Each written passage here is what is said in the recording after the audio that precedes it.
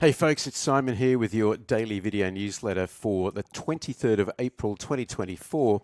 I've been warning for the past couple of days that markets were due for a bounce. Okay, it really does look as though the trend has flipped over and we've moved from a buy the dip to sell the rip kind of market, but markets never move in a straight line. And we just know from experience, something I drill into my members, that when we get to 380 hours below the mean, that's usually a really bad time to be pressing shorts. It's usually when you feel the most bearish, but that's also the worst time to be shorting an index. We saw a good bounce here. It kind of slid down here, but we got a decent bounce, and then we eventually got a very major bottom here on SPY. So what I'm expecting at this point is a sucker's rally. I don't think we've worked out enough of the long positions. I don't think we've seen an extreme in sentiment, and I don't think we've seen positioning swing the other way enough yet to justify a longer term low.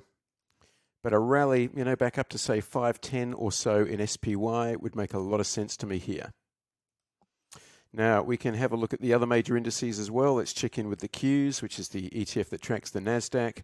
Same sort of dynamic, okay? We're kind of at a really bad time to short, and you could argue, if you're nimble and trading orientated, this could be a good opportunity to play a bounce to the upside. Let's have a look at the Dow. We'll just use DIA as a proxy. And again, you can see we got to really bad time to start shorting. This has already started to bounce. All right, that put a massive low there. That was a tradable bounce, and this was a tradable bounce. Didn't even get to the green line on this one.